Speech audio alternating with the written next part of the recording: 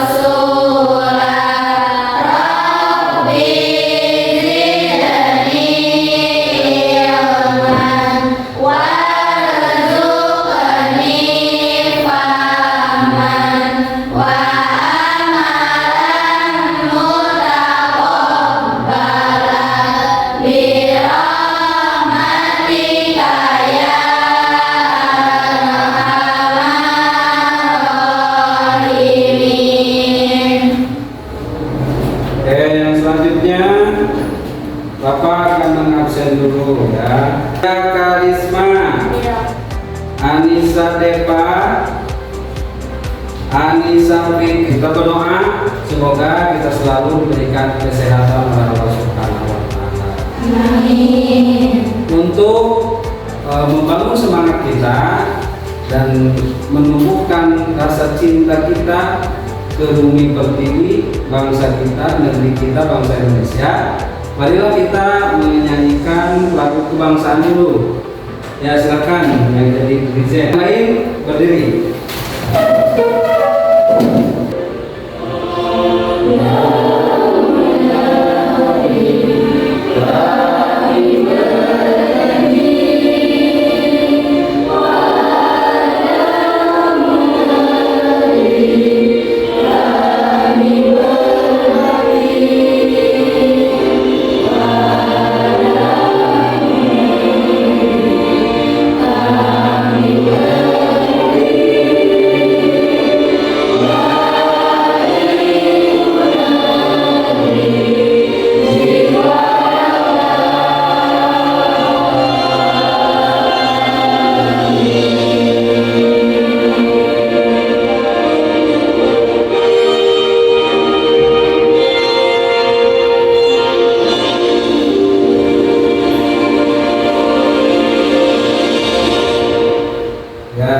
maju kembali.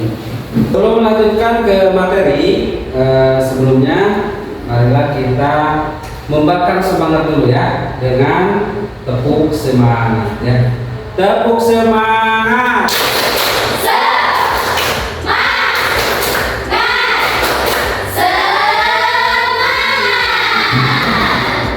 Itu loncat-loncatnya. Alhamdulillah. Kemudian masih ingat tepuk pagi, siang, malam, sore. Kalau pagi tepuk tangannya berapa? 1. Kalau siang? 2. Kalau sore? 3. Malam? Diam. Kenapa diam? Malam. Kita tes ya. Siang. Berapa kali? 3. Oke. Pagi, malam. Materi yang akan kita pelajari hari ini yaitu tentang sholat berjamaah. Kita mengulas kembali yang minggu kemarin. Masih ingat minggu kemarin kita membahas apa? Tentang tentang sholat. Sholat itu apa? Istilah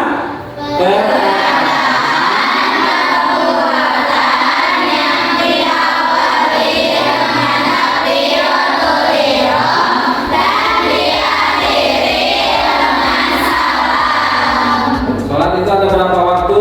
5. Berapa rukun? 12. Sekarang belum apa? Ada apa di bulan Rajab itu? Yaitu turunnya perintah.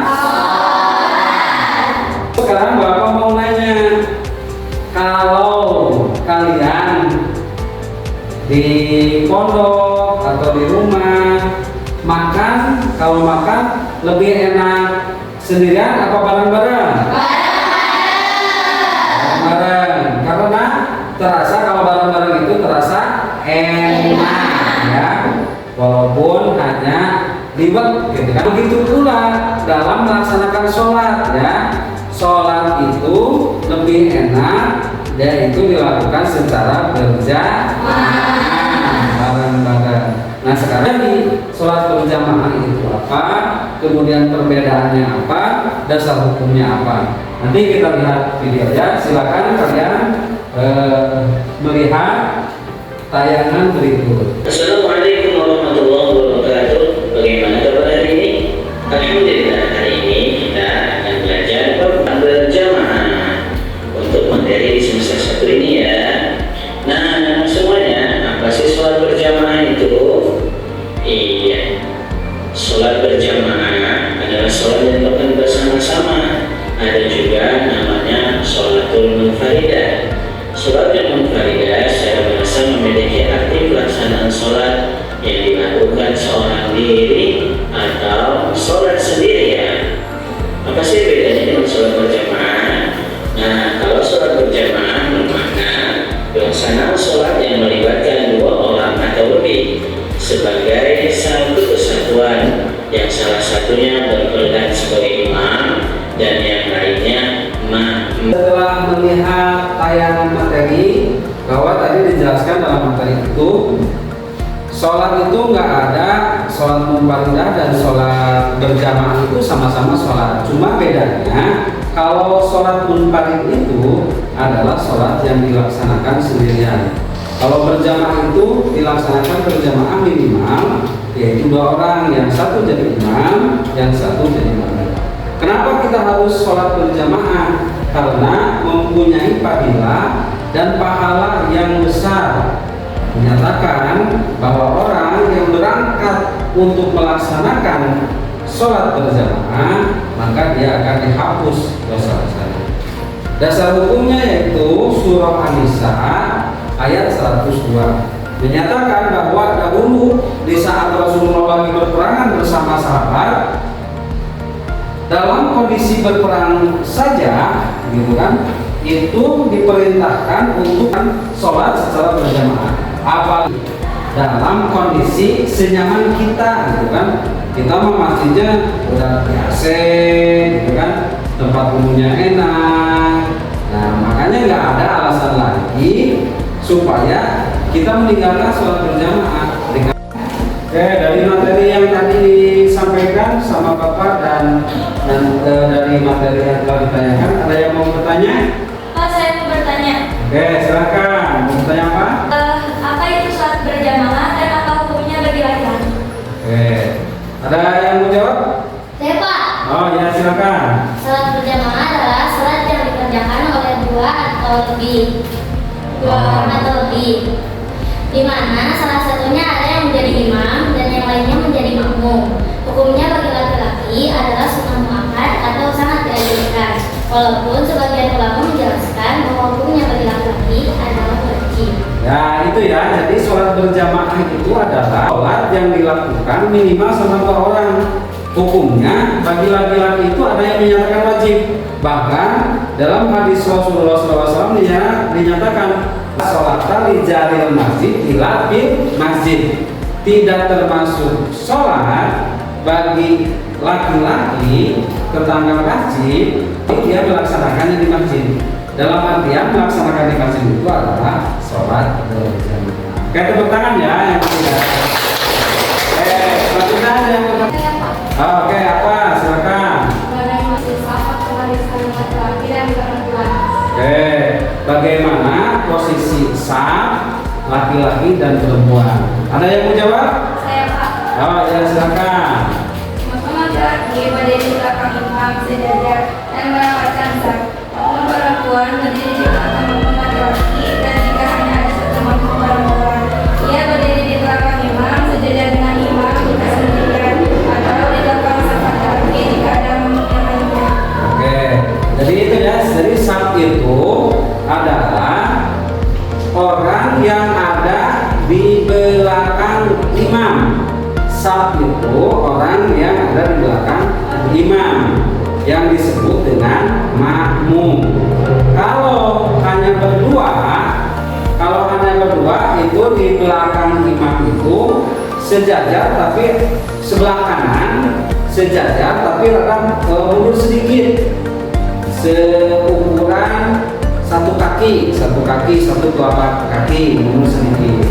Kalau lebih dari 2 orang itu adalah mundur sehingga ya, jadi itu ya yang disebut dengan saf ya. Jadi saf itu adalah makmum yang ada di belakang imam. Ya, tepuk tangan ya.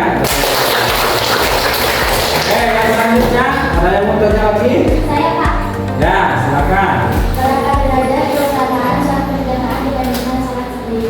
Nah, sholat berjamaah dibanding dengan sholat sendiri kan sama-sama sholat, Pak. Ada perbedaannya itu derajatnya. Nah, ada yang mau jawab? Saya, Pak. Ya, silakan. Pahalanya berlipat ganda, yaitu 20 derajat, 9 derajat menurut sebagian riwayat, dan besar pahalanya daripada sholat sendiri. As-sholatu berjamaah afdalu min sholatil fardhi isya'i wa isrina darajah, gitu kan. Jadi Nabi menjelaskan bahwa pahala sholat berjamaah itu lebih utama daripada sholat sendirian. Sholat sendirian teh sholat solangan, kata bahasa kita mah ya. Sholat sendirian itu sholat solangan, lebih derajatnya itu 27 sampai 29 derajat.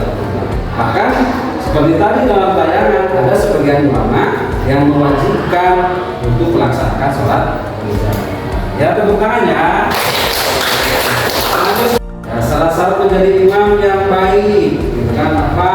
Ya, siapa? Ya, silakan. Syarat utama menjadi imam adalah memiliki ilmu agama yang baik, fasih dalam membaca Al-Quran, terutama Al-Fatihah, suci dari hadas, berakal sehat. Jadi itu ya. Jadi imam itu tidak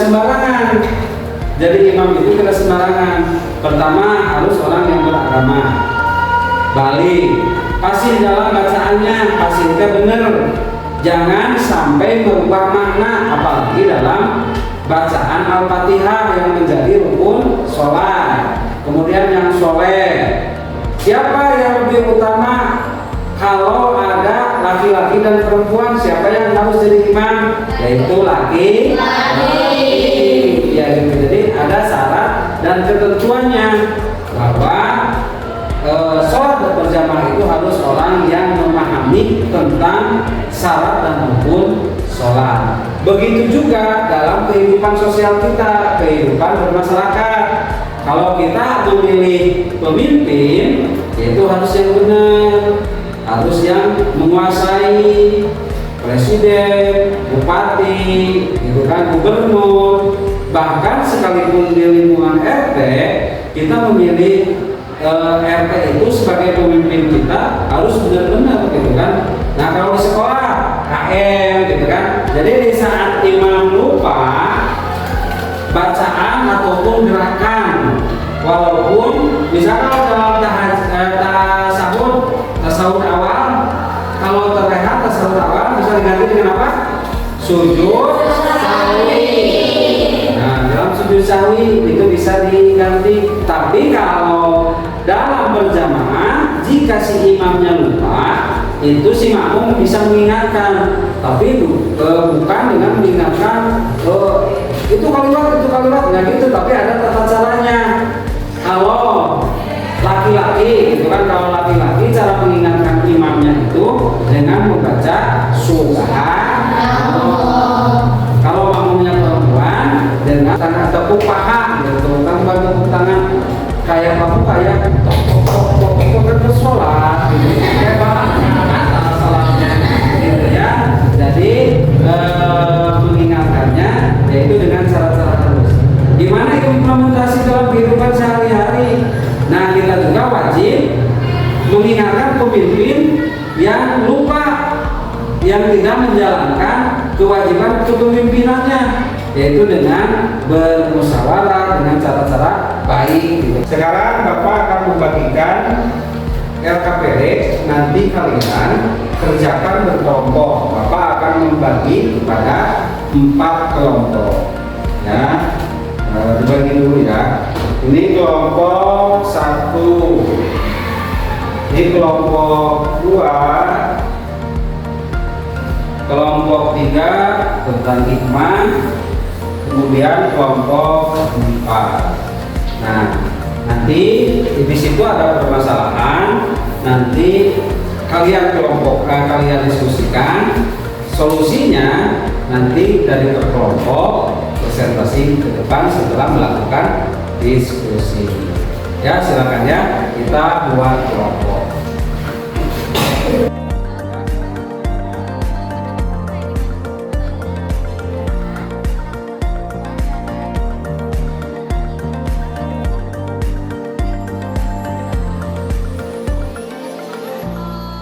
Evaluasi Anda terhadap jasa jika diikuti minimal laki-laki dewasa 3 orang dari itu saat yang tidak berjamaah. Aku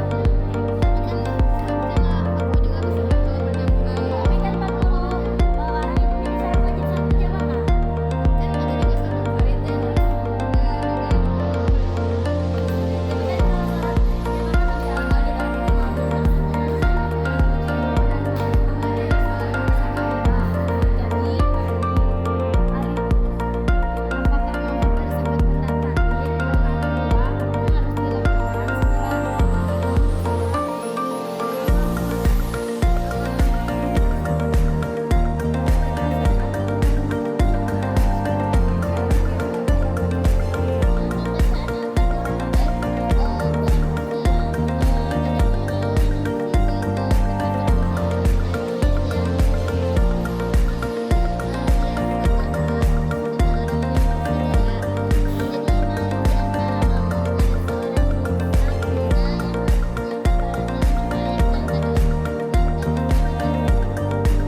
Semuanya udah diskusinya? Sekarang saatnya presentasi ya. Silakan kelompok 1 presentasikan hasil diskusinya.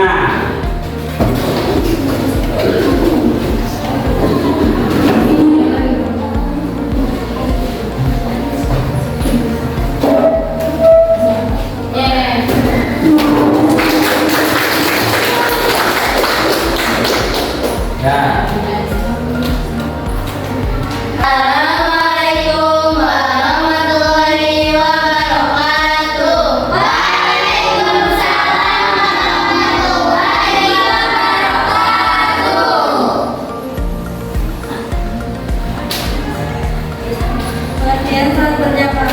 dan hukumnya. Berjamaah adalah salat yang dilakukan bersama minimal 2 orang, satu menjadi imam yang lain dan yang lain makmum. Dengan niat dan tata cara tertentu, hukumnya sangat dianjurkan sunnah muakkadah. Bahkan sebagian ulama mewajibkan fardu kifayah atau fardu ain. Karena pahalanya berlipat ganda hingga 27 derajat dibanding sholat sendirian. Membangun persaudaraan, disiplin, serta mendekatkan diri kepada Allah. Nah, yang mau bertanya? Pak, saya mau bertanya. Oh ya, silakan. Bagaimana kalau di sebuah musola kantor waktu sholat maghrib, imam sholat adalah seorang karyawan yang bacaan al-fatihahnya kurang fasih, terdapat kesalahan tajwid yang mengubah makna, namun dia adalah satu-satunya orang yang bersedia menjadi imam. Di antara makmum ada seorang saf muda yang hafalannya lebih baik dan tajwidnya lebih tepat, tetapi dia enggan maju karena segan. Yang menjadi pertanyaannya adalah berdasarkan konsep syarat imam sholat berjamaah, evaluasilah ke keabsahan sholat berjamaah tersebut. Apakah lebih baik melanjutkan sholat dengan imam tersebut atau menggantinya? Berikan argumentasi hukum Anda. Secara hukum, imam yang bacaannya mengubah makna menyebabkan sholatnya tidak sah, dan jika imam tidak sah, maka sholat makmum yang mengikutinya juga tidak sah. Evaluasi sholat berjamaah tersebut tidak sah jika kesalahan bacaan imam mengubah makna. Harus dilakukan perbaikan mengganti imam.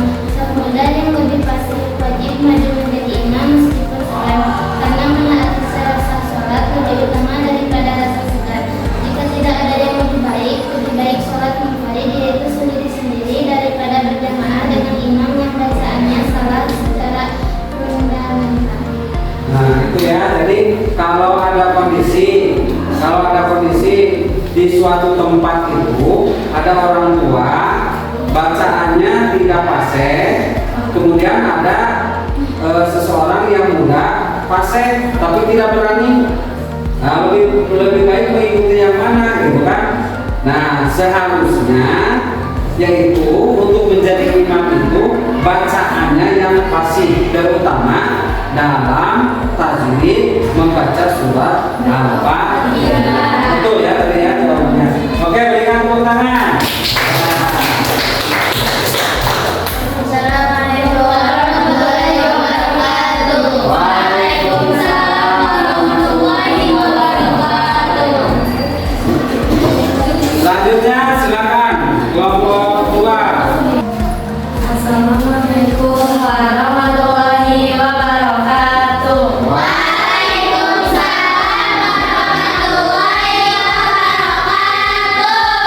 Mengucap amin bersama dengan malaikat tanpa memenuhi dosa-dosa yang lain. Didapatkan ke surga, mendapatkan pengakuan sebagai penduduk surga dan perlindungan Allah Subhanahu wa Ta'ala. Keutamaan dan pahala, menjauhkan sifat munafik menjadi solusi bagi mereka yang malas-malas dalam sholat, mendekatkan diri kepada Allah dan membangun ukhuwah persaudaraan, meningkatkan disiplin dan tanggung jawab, doa lebih mustajab dan kabul. Nah, itu ya pahala dari hasil diskusi kelompok 2 tentang pahala tentang melaksanakan sholat berjamaah. Ada yang mau bertanya? Saya Pak. Oh ya, silakan. Gimana? Bagaimana jika ada seseorang terlambat atau masbuk dalam sholat isya? Ia mendapati imam sedang sujud terakhir pada rakaat kedua. Makmum tersebut langsung menghadap imam dan langsung mengikuti sujud bersama imam. Yang jadi pertanyaannya, analisislah apakah makhluk tersebut mendapati rakaat kedua, apa yang harus dia lakukan setelah imam salam. Berdasarkan aturan makmum, masbuk seseorang dianggap mendapatkan 1 rakaat jika sempat ruku bersama imam secara berjamaah.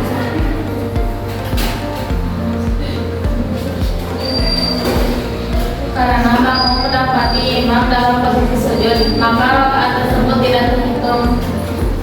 Nah, itu ya. Jadi kalau yang dihitung dalam berjamaah itu seorang makmum mengikuti rukunya imam masih termasuk kepada 1 rakaat.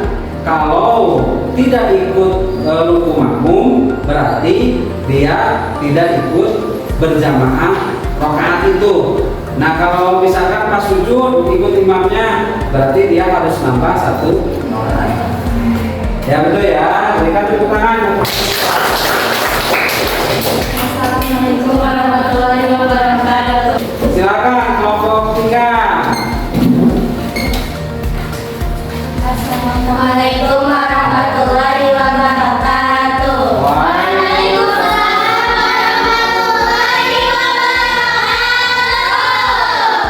Kami dari kelompok 3 akan mempresentasikan hikmah sholat berjamaah secara sosial dan praktik. 1. Memperkuat rukun Islamiyah ialah membentuk persaudaraan dan ikatan sosial yang erat antar muslim. 2. Menumbuhkan kebersamaan dan persatuan ialah melatih kekompakan, toleransi dan kesatuan seperti dalam merapatkan saf. 3. Mendidik disiplin dan ketertiban ialah menuntut kedisiplinan waktu, kebersihan dan mengikuti aturan. 4. Meningkatkan kepekaan sosial adalah mengajarkan untuk kita memperhatikan diri sendiri dan berempati. 5. Menjadi syiar agama, menunjukkan kebesaran Islam dan menjadi wadah pendidikan. Pendidikan dan peningkatan diri. 1. Meningkatkan kualitas sholat, 2. Meningkatkan kekhusyuan dan kualitas ibadah. 4. Belajar. Kesempatan untuk belajar dan meningkatkan ilmu agama dari ibadah sesama jamaah. 2. Akan membantu menenangkan diri dan memperkuat iman. Nah, itu tadi materinya itu yang berhasil diskusi dan jelasnya tentang pahala. Pak, Oh ya, silakan. sebuah masjid memiliki kebijakan bahwa sholat berjamaah hanya sah dengan diikuti minimal 40 orang laki-laki dewasa. Jika kurang dari itu, sholat dianggap tidak berjamaah. Yang jadi pertanyaannya, evaluasilah kebijakan tersebut berdasarkan pandangan hukum fikih tentang jumlah minimal jamaah. Silakan dijawab.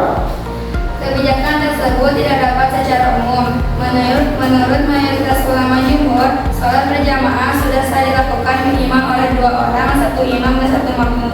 Evaluasi mewajibkan 40 orang adalah syarat yang tidak berdasarkan untuk sholat jamaah 5 waktu. Mungkin tentukan dengan syarat Jumat menurut mazhab tertentu. Kebijakan ini berpotensi menghalangi orang mendapatkan fadilah sholat berjamaah 27 derajat. Sekian yang dapat kami sampaikan. Wassalamualaikum warahmatullahi wabarakatuh. Waalaikumsalam. Sekarang kelompok 4. Bismillahirrahmanirrahim. Assalamualaikum warahmatullahi wabarakatuh.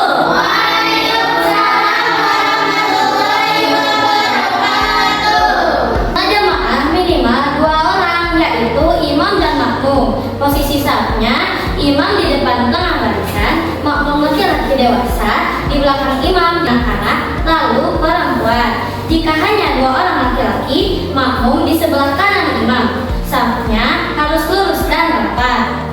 Hubungan imam dan makmum harus berniat mengikuti imam. Makmum wajib mengetahui gerakan imam lewat lihat atau dengar. Makmum tidak boleh mendahului imam dan takbir, ruku, sujud, dan lain-lain. Makmum tidak boleh tertinggal dari imam dalam 2 rukun, pilih gerakan berturut-turut. Ya, jelas itu ya saat mengikuti imam dan makmum. Jadi makmum harus mengikuti gerak-gerik si imam. Kalau mendahului tetap. Kalau tertinggal 2 fi'li, misalkan 2 fi'li ruku dan sujud tertinggal, maka itu juga tetap. Nah, ada pertanyaan? Saya Pak, Ya, silakan. dalam sholat berjamaah seorang makmum berjamaah. Nah, terima kasih untuk teman saya yang sudah memberikan pertanyaan. Izinkan saya untuk menjawab pertanyaannya. Secara kaidah fikih, posisi perempuan yang sejajar dengan laki-laki, terutama jika tanpa pembatas atau berada tepat di samping laki-laki yang bukan mahram, akan merusak tertib saf. Evaluasinya adalah sholat tetap sah, namun makruh dan melanggar kesempurnaan berjamaah. Dampak yang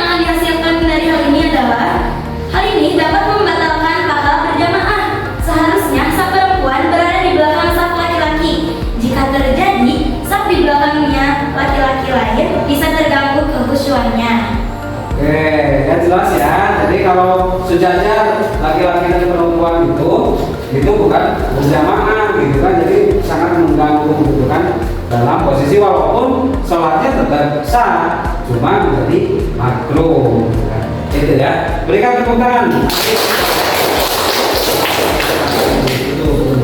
Sekian presentasi yang dapat kami sampaikan. Kami dari kelompok 4 izin undur diri. Wabillahi taufiq wal hidayah. Wassalamualaikum warahmatullahi wabarakatuh. Waalaikumsalam warahmatullahi wabarakatuh. Nah, tepuk tangan untuk kita semua.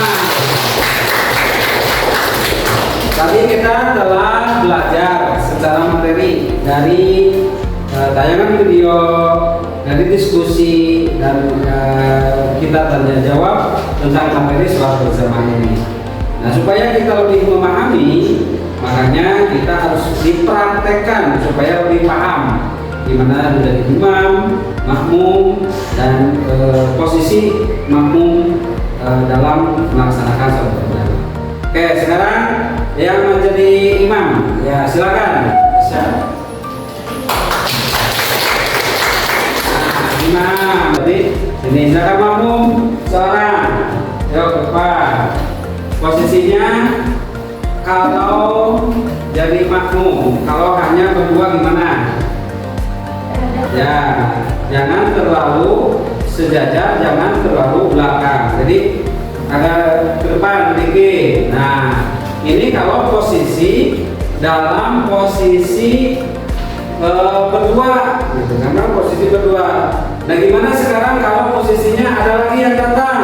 Silakan datang. Ayo datang. Gimana cara berjamaahnya?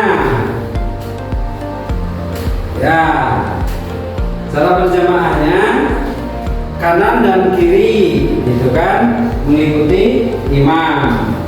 Nah, sekarang kalau posisinya banyak, kalau posisi banyakan, jangan sini, berarti posisinya mundur. Nah, ini harus rapat ke sini. Nah, gini ya. Nanti posisinya terus mengikuti posisi yang selanjutnya. Ini kalau posisinya laki-laki ya, kalau posisi laki. Sekarang misalkan ada perempuan di belakangnya. Nah, itu apakah ikut dalam saf sini seperti yang tadi dipertanyakan, gitu kan, atau ke belakang? Nah, itu posisinya yaitu ke belakang. Jadi di belakang safnya yang pertama, nanti ke belakang itu posisi yang laki-laki. Itu ya pengertian dari posisi praktek hari ini tentang sholat berjamaah. Ya, itu terima kasih ya yang telah. Sekarang Bapak share kuis kembali, nanti dikerjakan. Seberapa jauh pemahaman kalian setelah mempelajari pelajaran yang tadi disampaikan, gitu kan? Nanti hasilnya dapat berapa, gitu kan?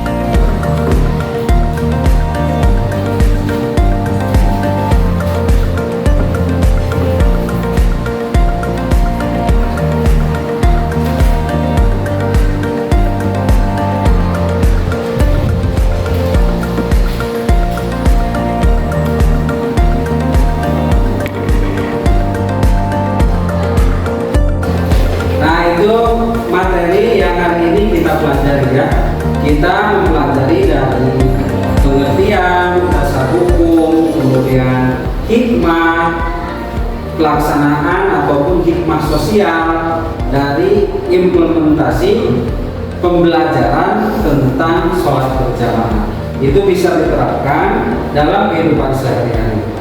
Nah, kemudian Bapak menganjurkan kepada kalian semua supaya terus melaksanakan sholat berjamaah sebisa mungkin, baik itu di kondisi di sekolah, sholat duhur, asar gitu kan. Kalau yang mengikuti ekstrakurikuler kan sampai asar tuh, jadi nanti sholat asar itu dilaksanakan berjamaah di sekolah maupun nanti setelah kalian ada berada di rumah masing-masing, ikuti selalu sholat berjamaah. Karena dengan melakukan sholat berjamaah, yang pertama itu akan menambah kekhusyuan bagi kita semua, kemudian pahalanya yang begitu berlipat ganda, bahkan dasar hukumnya jelas dalam Al-Quran ada, yaitu surat An-Nisa, kemudian dalam hadis-hadis Rasul juga memerintahkan supaya kita melakukan sholat berjamaah. Ya, jadi implementasinya dari sholat berjamaah itu, kita dalam kehidupan sehari-hari itu kan mengajarkan tentang erat hubungan dalam bermusyawarah, dalam menjalin hubungan bersilaturahmi bersama saudara, kemudian menunjukkan eratnya hubungan kebersamaan. Kan dalam sholat berjamaah itu kan kalau imamnya ruku, ya kita ikut ruku, makmum, sujud ikut sujud. Nah, dalam kehidupan sehari-hari juga persatuan dan kesatuan itu kita bareng-bareng gitu. Nggak ada dalam sholat misalkan, oh ini mah Pak RT, ini mah presiden. Jadi di saat imamnya ruku, ada saya mah presiden, jadi berdiri terus gitu kan, nggak mungkin gitu kan. Maka batallah sholat. Nah, dalam kehidupan sehari-hari juga ya kita untuk menyelesaikan masalah ataupun apapun, kita selalu menjaga persatuan dan kesatuan. Nah, itu yang kita pelajari tentang sholat berjamaah, bahwa sholat berjamaah itu sama dengan sholat munfarid, yaitu sama-sama sholat dengan rukun yang sama, kemudian dalam ketentuan sholat yang sama. Hanya kalau munfarid itu dikerjakan sendirian, kalau berjamaah itu adalah sholat yang dilakukan bersama-sama minimal 2 orang. Yang satu menjadi imam, yang satu menjadi makmum, dan mempunyai banyak hikmah dan dua pihak. Itu yang kita pelajari ini. Alhamdulillah ya, kita telah mempelajari materi yang sangat bermakna. Kita nanti bertemu lagi pada minggu depan dengan materi yang berbeda.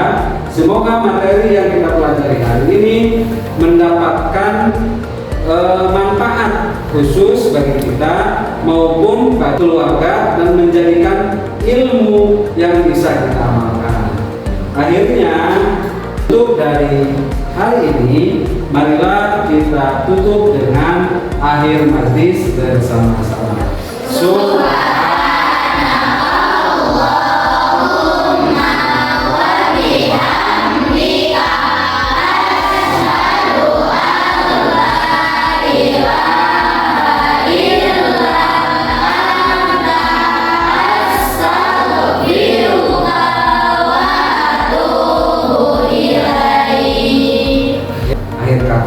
Dari pertemuan hari ini, Bapak ucapkan terima kasih dan ditutup dengan Assalamualaikum warahmatullahi wabarakatuh.